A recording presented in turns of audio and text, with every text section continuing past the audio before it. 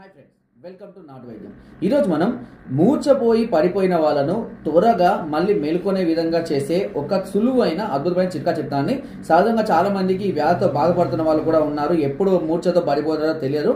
So అలాంటి వారు కుంకుడుకాయ రసాన్ని కుంకుడుకాయను మెత్తగా దంచి ఆ రసాన్ని ఒక 4-5 చుక్కలు నోట్లో కనుక వేసినట్లయితే వెంటనే మళ్ళీ మెలకులోకి రావడం అనేది జరుగుతుందండి.